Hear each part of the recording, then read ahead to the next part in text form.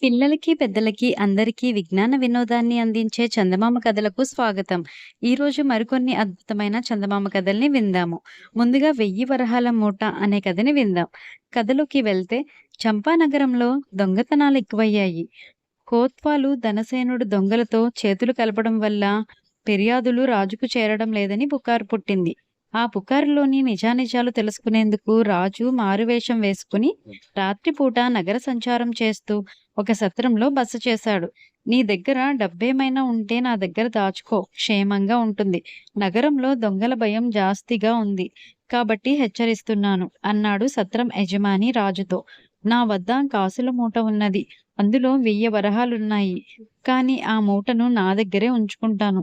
ఏ దొంగ నన్ను దోచుకోలేడు అని రాజు నిర్భయంగా చెప్పి తనకిచ్చిన గదిలోకి వెళ్ళిపోయాడు. ఈ మాటలు బాటసారిగా నటిస్తున్న ఒక దొంగ విన్నాడు. వాడు రాత్రికి రాత్రి రాజు గదిలో ప్రవేశించి ఆయన వద్ద ఉన్న వరహాల మూటను దొంగలించి వెళ్ళిపోయాడు. తెల్లవారుజామునే నిద్రలేచిన రాజు విషయం గ్రహించి సత్రం యజమాని వద్దకు వెళ్ళి, నా వరహాల మూట పోయింది. నేనిప్పుడు అవసరమైన పని మీద బయటికి వెళ్తున్నాను. రాత్రికి తిరిగి వస్తాను. ఈలోగా 1000 వరహాలున్న నా మూట దొంగలించబడిందని నీవు కొత్వాలకు ఫిర్యాదు చెయ్యి. నా మూట దొరికితే తగిన బహుమతి ఇచ్చి సత్కరిస్తాను అన్నాడు.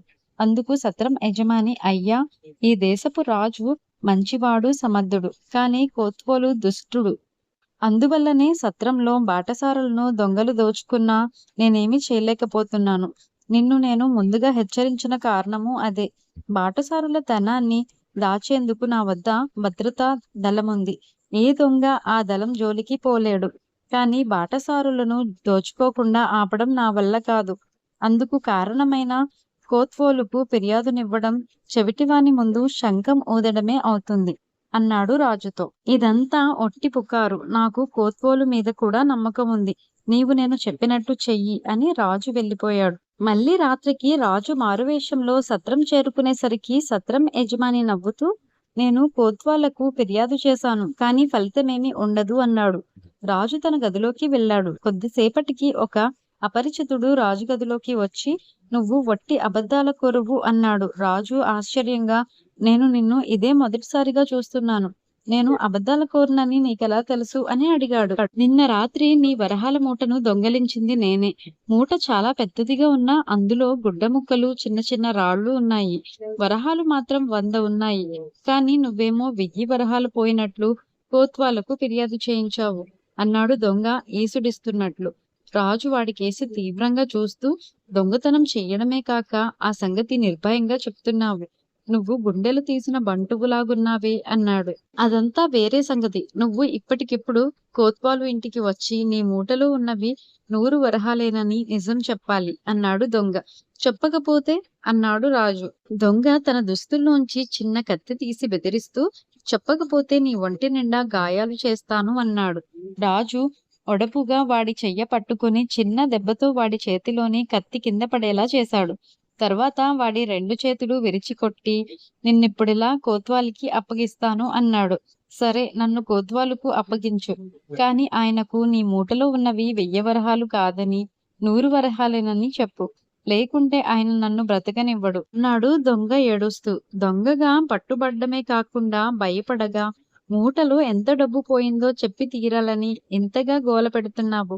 నీ తీరు నాకు చిత్రంగా ఉంది అన్నాడు రాజు.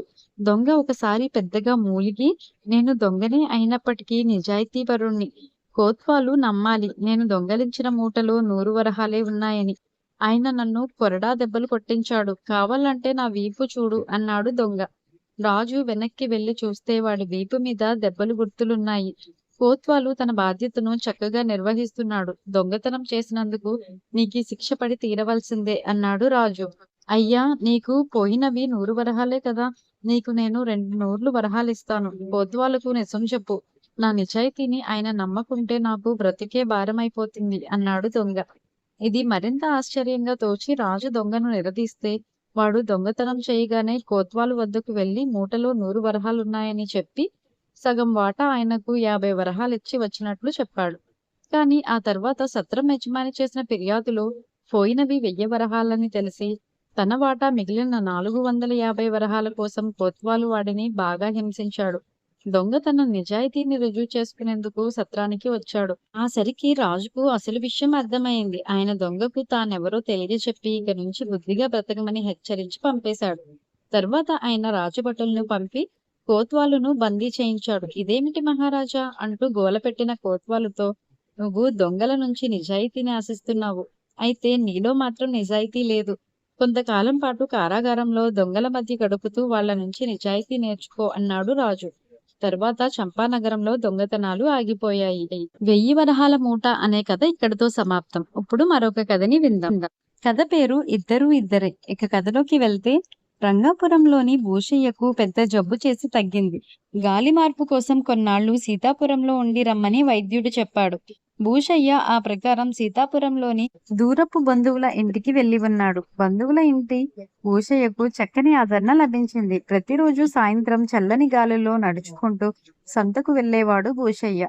అక్కడ దానిమ్మ పళ్ళు కొనేవాడు. కాలినడక దానిమ్మ పళ్ళు ఆయన ఆరోగ్యానికి ఎంతో అవసరమని వైద్యుడు చెప్పి ఉన్నాడు.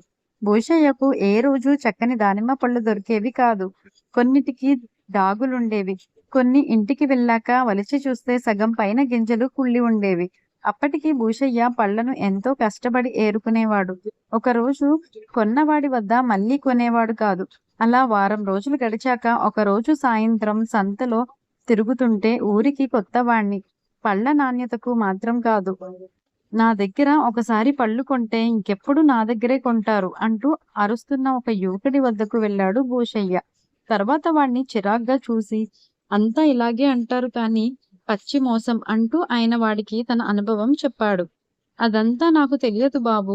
వ్యాపారం అంటేనే నమ్మకానికి మరొక పేరు అనుకుంటాను నేను. మంచి సరుకు తెస్తాను, ఒకటే ధర చెప్తాను, ఒక్కసారికి నా వద్ద కొని చూడండి అన్నాడా యువకుడు. భూషయ్య ఆ యువకుణ్ణి పేరడిగి ఈశ్వరుడని తెలుసుకున్నాడు. చూడ్డానికి వాడి దగ్గర దానిమ్మ పళ్ళు బాగున్నా బేరం ఒప్పుకోలేదు. అలాగే పళ్ళలోంచి ఏమీ ఏరుకోనివ్వలేదు. సరుకంతా మంచిదే బాబు, ఈ ఒక్కరోజుకు నన్ను నమ్మండి, రేపటి నుంచి ఎలాగూ మీరే నన్ను నమ్ముతారు అన్నాడు ఈశ్వరుడు. భూషయ్య వాడి మాటలకు ఆకర్షితుడయ్యాడు. అదీకాక ఇంతవరకు నమ్మకమైన పళ్ళ దుకాణం వాడు దొరకలేదు కూడా. నిజంగానే ఈశ్వరుడిచ్చిన పళ్ళు బాగున్నాయి. ఇంట్లో బంధువులు కూడా ఆయన ఇచ్చిన పళ్ళు తిని అంత రుచికరమైన దానిమ్మ పళ్లను తాము ఆ ఊరు దుకాణాల్లో ఎరగమని చెప్పారు. మర్నాటి నుంచి భూషయ్య రోజు ఈశ్వరుడి దగ్గరే పళ్ళు కొనడం కొనసాగించాడు. ఈశ్వరుడు కూడా ఆయనకు చెడ్డ సరుకున్నది ఇవ్వలేదు. అలా నెల రోజులు గడిచాయి. ఆఖరికి భూషయ్య ఆరోగ్యం ఎంత మెరుగుపడిందంటే జబ్బు చేయడానికి పూర్వం కూడా లేని మెరుపిప్పుడు ఆయనలో కనబడుతుంది. ఇక రంగాపురం తిరిగి వెళ్లే సమయం వచ్చిందని ఆయన అనుకున్నాడు. ఆ రోజే భూషయ్యకు సీతాపురంలో చివరి రోజు. తనకు చక్కని పళ్ళిచ్చిన ఈశ్వరుడి వద్ద వీడ్కోలు తీసుకోవాలని ఆయన అనుకున్నాడు. సాయంత్రం ఈశ్వరుడు దుకాణానికి వెళ్లి చూస్తే వాడి దగ్గర సరుకు చూడ్డానికి ఏమీ బాగాలేదు. అలా కనబడుతున్నది కానీ బంగారం లాంటి సరుకు బాబు, తటపటాయించకండి, తమన్ని మోసం చేస్తే రేపు మళ్ళీ నా దగ్గరకు రారు కదా అని ఈశ్వరుడు పళ్ళు తూకం వేస్తుంటే ఆ పళ్లకు ఎప్పటి ధర ఇవ్వడానికి మనస్కరించి భూషయ్య అనుకోకుండా దారిలో ఒక ఎరుగున్నాయన అప్పడిగితే ఇచ్చేశాను. జేబులో అట్టే డబ్బుల్లేవు, అన్ని పళ్ళు తూకం వెయ్యకు అన్నాడు. తమ దగ్గర డబ్బులేమైపోతాయి బాబు, ఎంత ఉంటే అంతే ఇవ్వండి, మిగతాది రేపు చూసుకుందాం అన్నాడు ఈశ్వరుడు. అదైనా సరుకు బాగుంటేనే అన్నాడు భూషయ్య. సరికెందుకు బాగుండదన్నట్లు నవ్వేశాడు ఈశ్వరుడు. తాను ఊరు విడిచిపోతున్నట్లు ఈశ్వరుడికి చెప్పాలని భూషయ్యకు నాలుగు చివరి దాకా వచ్చింది. కాని ఆ రోజు వాడు ఇచ్చిన పళ్ళు మీద ఆయనకు చాలా అనుమానంగా ఉంది. అందుకని సరుకు బాగుంటేనే బంధువులింట్లో మిగతా డబ్బిచ్చి వెళ్ళమని, లేకుంటే ఆ డబ్బు ఎగవేయాలని అనుకున్నాడాయన. ఈ ఆలోచనతో ఈశ్వరుడు అడిగిన దాంట్లో సగం డబ్బే ఇచ్చి పళ్ళు తీసుకుని ఇల్లు చేరాడు. ఏ పండు బాగోలేదు. ఈ పళ్లకు గాను ఇప్పటికి ఈశ్వరుడికిచ్చిందే ఎక్కువ. వాడికింక మిగతా డబ్బు ఇవ్వక్కర్లేదు అనుకున్నాడు భూషయ్య. ఈశ్వరుడు తన గురించి ఏమనుకుంటున్నాడో అన్నదానికంటే వాడు అబద్ధం చెప్పి తనను మోసం చేశాడనే భూషయ్య ఎక్కువ బాధపడ్డాడు. మర్నాడు ఉదయమే రంగాపురం వెళ్లే గుర్రబండి ఎక్కాడు భూషయ్య. అందులో ఆయనతో పాటు మరి ముగ్గురు ఉన్నారు. భూషయ్య బండిలో వెనుకగా కూర్చున్నాడు. దారిలో బండిని ఎవరో ఆపారు. నడిచి వెళ్దామనుకుంటే కాలు బెనికింది. రంగాపురం యువతల గౌరీపురంలో దిగిపోతాను, అంతగా డబ్బిచ్చుకోలేను, నన్ను కాస్త నీ ముందుగా నీ పక్కనే కూర్చొనిస్తావా అని వచ్చినవాడు బండివాడిని అడుగుతున్నాడు. ఆ మాటలు విని పరిచయమైన గొంతులా ఉందే అనుకున్నాడు భూషయ్య. ఎంత మాట్లాడావు, ఇంతకు నువ్వెవరివో చెప్పావు కాదు అన్నాడు బండివాడు కాస్త విసుగ్గా. నా పేరు ఈశ్వరుడు. సీతాపురంలో పళ్ళ వ్యాపారం చేశాను. మా ఊళ్ళో పళ్ళ తోటలు చూడమంటూ భూస్వామి ఒక ఆయన కబురు పెడితే సీతాపురం వదిలి వెళ్ళిపోతున్నాను అన్నాడు వాడు. భూషయ్య తల తిప్పి వాణ్ణి చూశాడు. అప్పుడే ముందు నుంచి బండెక్కుతున్న ఈశ్వరుడు తల తిప్పి భూషయ్యను చూశాడు. ఇద్దరూ క్షణం మాత్రమే ఒకరినొకరు అలా చూసుకున్నారు. దానిమ్మ పళ్ళు బాగా లేవని భూషయ్య అనలేదు. బాకీ డబ్బులివ్వమని ఈశ్వరుడు అడగలేదు. ఇద్దరూ ఇద్దరే కదా మరి. ఇద్దరూ ఇద్దరే అనే కథ ఇక్కడితో సమాప్తం. ఇప్పుడు మరొక కథని విందాం. కథ పేరు రాక్షసుడి పుణ్యకార్యం. ఇక కథలోకి వెళ్తే, దుష్కాముడనేవాడు నిధి కోసం వెతుకుతూ దండకారణ్యం చేరాడు. అక్కడ వాడిని రాక్షసుడొకడు పట్టుకున్నాడు. దుష్కాముడికి పై ప్రాణాలు పైనే పోయాయి. అప్పుడు రాక్షసుడు వాణ్ణి సముదాయించి తన కథ చెప్పాడు. వాడు చాలా కాలంగా మనుషుల్ని, జంతువుల్ని పట్టి తింటూ అతి నికృష్టమైన జీవితం గడుపుతున్నాడు. ఒక రోజున ఆ అరణ్యంలో అడుగుపెట్టిన ఒక ఋషీశ్వరుడితో తన గోడు వెళ్ళబుచ్చుకొని తనకి రాక్షస జన్మ వద్దని, మామూలు పనులు చేసే మనిషి జన్మ కావాలని కోరాడు. ఋషి వాడిని ఏదైనా పుణ్యకార్యం చేయమని చెప్పి అక్కడి నుంచి వెళ్ళిపోయాడు. రాక్షసుడు ఇలా తన కథ చెప్పి దుష్కాముడితో, పుణ్యకార్యం చేసేందుకు ఇవాళ నీవు దొరికావు. నా శక్తి చాలా గొప్పది. ఏం కావాలో కోరుకో, ఇస్తాను అన్నాడు. దుష్కాముడు తన పంట పండిందని సంతోషించి, నిధి ఎక్కడుందో చెప్పు అన్నాడు. నిధితో నీకేం పని? నిజం చెప్పు. అబద్ధం చెప్తే మాత్రం నేను చూపించిన నిధి నీకు కనబడదు అన్నాడు రాక్షసుడు. అందుకు దుష్కాముడు, నిధితో నేను భాగ్యవంతుణ్ణి అవుతాను. ఆ డబ్బుతో కాకులు తీరిన మొల్లలను పోషించి నా మాటకు ఎదురు చెప్పిన వాళ్ళందరినీ తన్నేస్తాను. నేను ప్రేమించిన విశాలాక్షిని బలవంతంగానైనా సరే పెళ్లి చేసుకుంటాను అన్నాడు. ఈ మాత్రపు దానికి డబ్బెందుకు, ముళ్ళులెందుకు, తన్నులెందుకు? నువ్వు ప్రేమించిన విశాలాక్షికి మంచి మాటలతో నీ మీద ప్రేమ పుట్టిస్తాను అన్నాడు రాక్షసుడు. కాని విశాలాక్షి రెండో పెళ్లివాణ్ణి చేసుకునేందుకు ఇష్టపడదు అన్నాడు దుష్కాముడు. ఆ జవాబు రాక్షసుడు ఆశ్చర్యపోయి, మరి మొదటి పెళ్ళం ఏమైంది అని అడిగాడు. ఆ ప్రశ్న వింటూనే దుష్కాముడు భయపడిన వాడిలా చుట్టూ ఒకసారి కలయజూసి, ఆమెను గ్రామదేవతకు నైవేద్యంగా పెడితే నా ఇంట కాసులవాన కురుస్తుందని ఒక మంత్రగాడు చెప్పాడు. వాడు చెప్పినట్టే చేశాను. కాసులవాన మాత్రం కురవలేదు. రాజభటులు నా వెంట పడ్డారు. వాళ్ళని వదిలించుకుందామన్నా డబ్బు కావాలి. విశాలాక్షి నాకు దక్కాలన్నా డబ్బు కావాలి. అందుకే నిన్ను నిధి చూపించమని అడుగుతున్నాను అన్నాడు. ఒక్కసారికి ఒక మనిషికి పునర్జీవనం ఇవ్వగల శక్తి నాకుంది. నీ భార్యను బతికిస్తాను. నీ కష్టాలన్నీ తీరిపోతాయి, సరేనా అన్నాడు రాక్షసుడు. నా భార్య బ్రతికితే విశాలాక్షిని పెళ్లి చేసుకోవడం కుదరదు. అందుకే నాకు నిధి కావాలి. ఆ డబ్బుతో అందరినీ నా అదుపులో ఉంచుకోగలను అన్నాడు దుష్కాముడు. ఓరి దుర్మార్గుడా, నువ్వు మనిషివే కాని నాలాంటి రాక్షసుడి కంటే అధముడిలా ఉన్నావు. నిన్ను మంచిగా మార్చాలని నా ప్రయత్నం నేను చేశాను. మంచి మనిషికి సాయపడితేనే నేను పుణ్యకార్యం చేసినట్లు. మరి ఈ రోజుకిక నాకు పుణ్యకార్యం చేసే అవకాశం లేదు. మరొక రోజుకు ఎదురు చూస్తూ ఈ రోజుకు నిన్ను మింగి నా ఆకలి తీర్చుకుంటాను అంటూ రాక్షసుడు దుష్కాముణ్ణి నోట్లో వేసుకుని గుటుక్కున మింగాడు. మరుక్షణం ఆ ఋషీశ్వరుడు రాక్షసుడి ముందు ప్రత్యక్షమై, దుష్కాముడి వంటి నీచుణ్ణి మింగి ఒక మంచి కార్యం చేశావు. ఆ విధంగా ఇటీవలి కాలంలో నీకు తెలియకుండానే నీవెన్నో పుణ్యకార్యాలు చేశావు. కానీ ఈ రోజు నువ్వు చేసిన పుణ్యకార్యం అన్నిటికంటే గొప్పది. ఇక నీకు రాక్షస జన్మ నుంచి విముక్తి లభించింది. త్వరలోనే నువ్వు మంచి మనిషిగా జన్మించగలవు.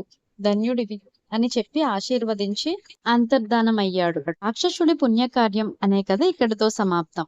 ఇప్పుడు మరొక కథని విందాం. కథ పేరు చెరువు తవ్వకం. ఇక కథలోకి వెళ్తే, సీతాపురానికి రమణయ్య గ్రామాధికారి. ఒక సంవత్సరం అంతా వానలు లేక ఆ ఊరికి కరువు వచ్చింది. ఊరికి నీటి కరువు మళ్ళీ మళ్ళీ రాకూడదని ఆలోచించి ఆ ఊళ్ళో ఒక పెద్ద చెరువు తవ్వించాలనుకున్నాడు రమణయ్య. ఊరుమ్మడి నేలలో ఒక చోట చెరువు తవ్వాలన్న నిర్ణయం జరిగాక, అందుకు రాజుగారి అనుమతి, నిధులు లభించాక పని తొందరగా జరగాలని మొత్తం 200 మంది పనివాళ్లను నియమించడం జరిగింది. చెరువు పని ప్రారంభమైంది. కానీ చురుగ్గా సాగడం లేదు. కొందరు పనివాళ్లు వేళకు వచ్చేవాళ్లు కాదు. కొందరు ఏదో పని ఉందని బయటకు వెళ్లి వస్తుండేవారు. కొందరు పనిని ఆపి కబుర్లు చెప్పుకునేవారు. చాలా మంది ముందే ఏదో వంక చెప్పి వెళ్లిపోతుండేవారు. 2 నెలలు గడిచినా 2 అడుగుల గొయ్యి కూడా ఏర్పడలేదు.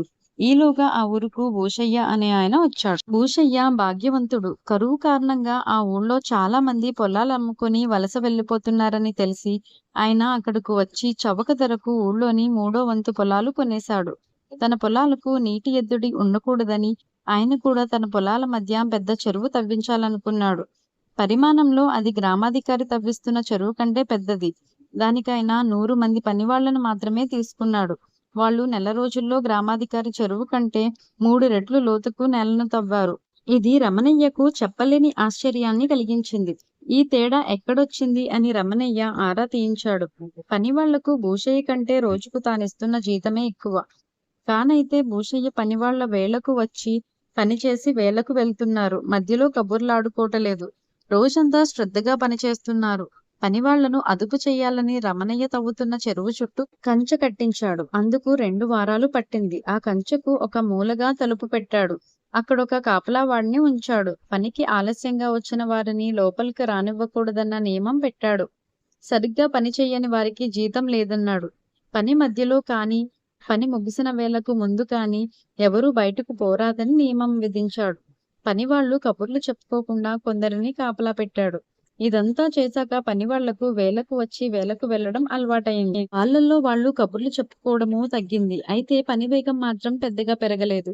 ఇందులో ఏదో మర్మం ఉన్నదనిపించి రమణయ్య చివరకు పోయి భూషయ్యని కలుసుకుని తన గోడు వెళ్లబుచ్చుకున్నాడు. తేడా పనివాళ్లలో లేదు, నీలో ఉంది. చెరువు తవ్వకానికి నువ్వు రాజుగారి నిధులు ఖర్చు చేస్తున్నావు, నేను నా డబ్బు ఖర్చు పెడుతున్నాను అన్నాడు భూషయ్య. అయితే మాత్రం పని చేసేది పనివాళ్లే కదా, తేడా వాళ్ళలోనే ఉండి ఉండాలి అన్నాడు రమణయ్య. భూషయ్య తల అడ్డంగా ఊపి, డబ్బు రాజుగారిది కాబట్టి నువ్వు రోజుకింత అని పనివాళ్లకు జీతమిస్తున్నావు, డబ్బు నాది కాబట్టి నేను పనికింత అని వాళ్ళకి జీతమిస్తున్నాను. ఈ పద్ధతి ప్రకారం పనికి ఎన్ని రోజులైనా పట్టొచ్చని అనుకునే పనివాళ్ళు, నా పద్ధతి ప్రకారం రోజుకెంతైనా పని చెయ్యాలని అనుకుంటారు. తేడా ఎక్కడుందంటావు అన్నాడు. చెరువు తవ్వకం అనే కథ ఇక్కడితో సమాప్తం. ఇప్పుడు మరొక కథని విందాం. కథ పేరు ఏడిపించేవాడు. ఇక కథలోకి వెళ్తే, వికారుడనే వాడికి వాళ్లకు వీళ్లకు లేనిపోని ఆశలు పెట్టి ఏడిపించడం సరదా. ఒక రోజున వాడు వీధిలో వెళ్తుండగా ఒక బిచ్చగాడు చెయ్యి చాపి, దయగల మహారాజువి, 4 రాగి డబ్బులిచ్చి నన్ను ఆదుకో అన్నాడు. వికారుడు వాడి వంక ఎగాదిగా చూసి, నువ్వు నన్ను మహారాజు అన్నావు, కానీ నీలో నిజంగా రాచకళ ఉట్టిపడుతోంది. నేను చెప్పినట్లు చేశావంటే నీ దరిద్రం తీరిపోతుంది. నా వెంట వస్తావా అని అడిగాడు.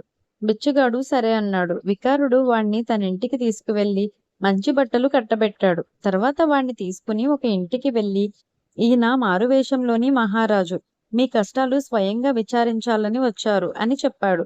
ఆ ఇంటి వాళ్లకు బోలెడు కష్టాలున్నాయి. ఎవరైనా 1000 వరహాలు సాయం చేస్తే అవన్నీ తీరిపోతాయి. వాళ్ళ విషయం ఏ కరువు పెడుతుంటే వికారుడు మనసులో తెగ నవ్వుకొని పైకి మాత్రం, రేపు ఉదయం ఊరి చివర పాడుపడ్డ సత్రానికి వస్తే రాజుగారు మీకు కావలసిన డబ్బులిస్తారు అని చెప్పాడు. అందుకు ఆ ఇంటి వాళ్ళు ఎంతో సంతోషించి ఇద్దరికీ తృప్తిగా మంచి భోజనం పెట్టారు. అక్కడి నుంచి వికారుడు బిచ్చగాడిని మరొక ఇంటికి తీసుకువెళ్లాడు. ఇంటి యజమాని రాజుభటులు అన్యాయంగా ఖైదు చేశారు. విడిపించడానికి 100 వరహాలు లంచం అడుగుతున్నారు. అలా లంచం ఇవ్వడం నేరమని ఆ ఇంటి వాళ్ళు జంకుతున్నారు. వికారుడు వాళ్లను మొత్తం వివరాలన్నీ అడిగి, విలువైన మీ ఇంటి నగ ఏదైనా రాజుగారికి ఇవ్వండి, అది లంచంగా ఇచ్చిన మీ ఇంటి నగ అని గుర్తుకు చూపించి, భటులు లంచగొండితనం రాజుగారు బయట పెడతారు, మీకు న్యాయం జరుగుతుంది, నగ తిరిగి వస్తుంది. రేపు ఉదయం ఊరి చివరనున్న పాడుబడ్డ సత్రానికి రండి అన్నాడు. ఇంకా ఆ ఊళ్ళో ఒక కవికి తన కావ్యాన్ని రాజు కొలువులో చదివి వినిపించాలని ఉంది. ఒక ముసలమ్మకు తన ఇడుదే అయినా రాజుమాతను చూడాలని ఉంది. ఇలా ఎందరో ఉన్నారు. అందర్నీ వికారుడు మర్నాడు ఉదయం పాడుపడ్డ సత్రానికి రమ్మన్నాడు. అలా సాయంత్రమైంది. అప్పుడు వికారుడు బిచ్చగాడిని తన ఇంటికి తీసుకువెళ్లి తానిచ్చిన బట్టలు తిరిగి తీసుకున్నాడు. తర్వాత వాడితో పోయి మామూలుగా అడుక్కో అన్నాడు. ఇంకా అడుక్కోవడం ఎందుకు, ఈ రోజుతో నా దరిద్రం తీరిపోతుందన్నారుగా అన్నాడు బిచ్చగాడు. అదా, ఇందాక ఊరందరినీ ఏడిపించాను, వాళ్ళ కోరికలు తీరినట్లే నీవి తీరుతాయి అని హేళనగా నవ్వాడు వికారుడు. ఇలా అందర్నీ ఏడిపించడం వల్ల మీకేంటి లాభం అని అడిగాడు బిచ్చగాడు. ఇందులో నాకు ఆనందం ఉంది. రేపు ఉదయం ఊరి చివర పాడుపడ్డ సత్రానికి వెళ్తే బోలెడు వినోదం అన్నాడు వికారుడు నవ్వుకుంటూ. బిచ్చగాడు గొనుక్కుంటూ అక్కడి నుంచి వెళ్ళిపోయాడు. మర్నాడు ఉదయం వికారుడు ఊరి చివర పాడుపడ్డ సత్రానికి వెళ్తే అక్కడ నిజంగానే మహారాజు ఉన్నాడు. ఆయన ముందు రోజున వికారుడు ద్వారా ఇవ్వబడ్డ వాగ్దానాలన్నింటినీ నిలబెట్టుకున్నాడు. వచ్చిన వాళ్ళు ఆయనకు జయ జయ ధ్వనాలు చేశారు. అప్పటికి వికారుడికి అర్థమైంది, తాను నిన్న వీధిలో చూసిన బిచ్చగాడు నిజంగానే మారువేషంలో ఉన్న మహారాజని. వాడు వెంటనే రాజు కాళ్ల మీద పడి, ప్రభు, నా కారణంగానే ఊళ్ళో ఎందరికో మేలు జరిగింది. నన్ను కూడా కనికరించాలి అన్నాడు. సరే, ఈ రోజు నుంచి నువ్వు ఊరి మధ్య ఉన్న పాతకాలపు మట్టి గోడల ఇంట్లో బందీగా ఉంటావు. ఊళ్ళో ఎవరికే అవసరాలొచ్చినా నాతో చెప్పుకుంటే అవి నీ ద్వారానే తీరుతూ ఉంటాయి. నువ్వు మాత్రం ఎప్పటికీ బందీవి అన్నాడు మహారాజు. ప్రభు, నాకు ఇదేమి శిక్ష అన్నాడు వికారుడు దీనంగా. ఏం చేసేది, నీ వంటి వాళ్లను ఏడిపించడం నాకు సరదా అన్నాడు మహారాజు. ఏడిపించేవాడు అనే కథ ఇక్కడితో సమాప్తం. ఇప్పుడు మరొక కథని విందాం. కథ పేరు ఉచిత సలహాలు. ఇక కథలోకి వెళ్తే, సదాశయుడికి తల్లిదండ్రులిచ్చిన ఆస్తి ఉంది. దాంతో ఆయన భార్య బిడ్డలు రోజులు వెళ్ళబుచ్చుతున్నారు. తీరుబడి సమయాన్ని వృధా చేయక సదాశయుడు రకరకాల పుస్తకాలు చదువుతూ ఉంటాడు. ఏవైనా జటిలమైన సమస్యలు వచ్చినప్పుడు గ్రామాధికారితో సహా ఆ ఊళ్ళో ఎందరో సదాశయుడి సాయం కోరుకుంటారు. విషయం విని ఆయన తనకు తోచిన పరిష్కారాన్ని చెప్తూ ఉంటారు. ఆ విధంగా చాలా మంది ఆయన వల్ల ఎంతో ప్రయోజనం పొందారు. అలాంటి వారిలో సూరయ్య ఒకడు. సూరయ్య వ్యాపారి. ఒకసారి ఆయన కొన్న ధాన్యం బస్తాలు నీటిలో తడిచిపోయాయి. లబోదిబోమంటున్న ఆయనకు చిత్రపురం గ్రామస్తులు ఉప్పుడు బియ్యం వాడుతారు. నీ ధాన్యాన్ని ఉప్పుడు బియ్యంగా మార్చి అక్కడ అమ్ముకో అని సదాశయుడు సలహా ఇచ్చాడు. ఆ ప్రకారం చేస్తే సూరయ్యకు 100 వరహాలు లాభం వచ్చింది. మరొకసారి కష్టపడి ఒక ధనికుడి కోసం వజ్రాల హారం చేయించాడు సూరయ్య. ఆ ధనికుడికి నచ్చలేదు. 10,000 వరహాలు నష్టమని సూరయ్య గుండెలు బాదుకుంటే, రత్నాపురం జమీందారుకు కొత్త రకాల హారాలు సేకరించడం ఇష్టం. ఆయన నీ హారాన్ని కొనడమే కాదు, మంచి బహుమతి కూడా ఇస్తాడు అని సూరయ్యకు సదాశివుడు చెప్పాడు. ఆ విధంగా సూరయ్యకు నష్టం కూడుకోవడమే కాక 2,000 వరహాలు లాభం కూడా వచ్చింది. ఇలా ఉండగా ఒక రోజున సూరయ్య ఇంటికి 20 ఏళ్ల యువకుడు వచ్చాడు. అతడి పేరు చంద్రుడు. ఏ ఆధారము లేక సూరయ్యను ఆశ్రయించాడు. అయితే చంద్రుడికి మోసగాడన్న పేరుంది. అందువల్ల తనకు మనిషి అవసరం ఉన్నప్పటికీ చంద్రుడి ఇంట్లో ఉంచుకునేందుకు తటపటాయించాడు. సదాశయుణ్ణి సలహా అడిగితే, పుట్టుకతోనే ఏ మనిషి చెడ్డవాడు కాదు. నువ్వు చంద్రుడికి ఆశ్రయం ఇచ్చి ఆదుకో. నువ్వతన్ని నమ్మితే అతడు నమ్మకంగానే ఉంటాడు అని చెప్పాడు. సరే అని సూరయ్య చంద్రుణ్ణి తన ఇంట్లో ఉంచుకుంటే, అతడు ఒక రోజున ఇంట్లోంచి 2,000 వరహాలు దొంగిలించి పారిపోయాడు. సూరయ్య మహాకోపంగా సదాశివుడి ఇంటికి వెళ్లి, నీ మాట మీద చంద్రుడిని ఇంట్లో ఉంచుకున్నాను. అందువల్ల 2,000 వరహాలు నష్టపోయాను. నాకు నువ్వు నష్టపరిహారం చెల్లించాలి అన్నాడు. ఇప్పుడు సదాశయుడు చిరాకు పడి, సలహా ఇవ్వడం వరకే నా వంతు. ఫలితం నీ ఆచరణ మీద ఆధారపడి ఉంటుంది. నువ్వు అతన్ని నిజంగా నమ్మి బాగా ఆదరించి ఉంటే అతడు నిన్ను మోసం చేసి ఉండేవాడు కాదు కదా అన్నాడు. నేనెలాంటి వాణ్ణో నీకు చాలా కాలంగా తెలుసు. నాకు తగిన సలహానే ఇస్తావనుకున్నాను. నువ్వు నాకు తప్పుడు సలహా ఇచ్చావు. నాకు జరిగిన 2 వరహాల నష్టాన్ని నువ్వే పూడ్చాల్సి ఉంది. ఇందుకిప్పుడు ఒప్పుకోకపోతే నేను గ్రామాధికారికి ఫిర్యాదు చేస్తాను అన్నాడు సూరయ్య. అయినా సదాశయముడాయన మాటలు లెక్క చేయలేదు.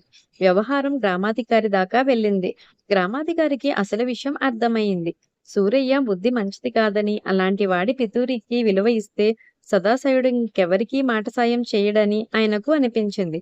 అందువల్ల తనే స్వయంగా వెళ్లి సదాశయుణ్ణి కలుసుకొని, సూరయ్యకు తగు విధంగా బుద్ధి చెప్పకపోతే ఊళ్ళో చెడ్డవాళ్లు పెరిగిపోయి మంచి వాళ్ళని బ్రతకనివ్వరు.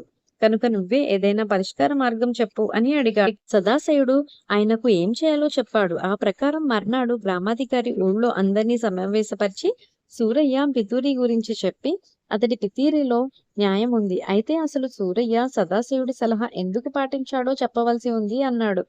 దీనికి సూరయ్య వెంటనే, గతంలో కూడా సదాశివుడు నాకు ఎన్నో సలహాలిచ్చాడు. వాటి వల్ల ప్రయోజనం కలగడంతో నాకు ఆయన సలహాల మీద నమ్మకం కలిగింది. ఆ నమ్మకంతోనే ఇప్పుడు నష్టపోయాను అన్నాడు. అయితే సదాశివుడు, నీకు 2,000 వరహాలు నష్టపరిహారంగా ఇచ్చుకోక తప్పదు. కానీ అంతకు ముందు సదాశివుడి సలహాల వల్ల నీకు కలిగిన ప్రయోజనం ఎంతో లెక్క కట్టి అదంతా నువ్వు ఆయనకు ఇచ్చుకోవాలి అన్నాడు గ్రామాధికారి. ఇది విని ఊరి వాళ్ళందరూ నవ్వారు. కానీ గ్రామాధికారి మాత్రం నవ్వక, ఇక మీదట సదాశివుడి సలహాల వల్ల ప్రయోజనం పొందిన వారందరూ తమ లాభాల్లో ఆయనకు వాటా ఇవ్వాలి. నష్టం వస్తే ఆయన తన వాటా భరిస్తాడు. ఈ వ్యవహారమంతా గ్రామాధికారైనా నా ముందు జరగాలి. అలా జరగని వాటికి నేను బాధ్యుణ్ణి కాను అన్నాడు గంభీరంగా. ఉచితంగా లభించే సదాశయుడి సలహాకు ఆ రోజు నుంచి వెలకట్టాల్సి వచ్చినందుకు ఊరంతా సూరయ్యను నానా తిట్లు తిట్టారు. సదాశయుడు మాత్రం స్వార్థపరుడు. ఆశపోతు గుణమే మంచివాడి సాయానికి విలువను తెస్తుంది. ఆ విధంగా నాకు సూరయ్య మేలే చేశాడు. ఇక మీదట ఎవరికీ ఉచిత సలహాలు ఇవ్వను అని అప్పట్నుంచి మరింత సుఖంగా జీవించాడు. ఉచిత సలహాలు అనే కథ ఇక్కడితో సమాప్తం. మరిన్ని మంచి చందమామ కథల కోసం మళ్ళీ కలుద్దాం. ఈ కథలపై మీ అభిప్రాయాల్ని కామెంట్స్ ద్వారా తెలియచేయండి. మరిన్ని అద్భుతమైన చందమామ కథల కోసం మన ఛానల్ని సబ్స్క్రైబ్ చేసుకోండి.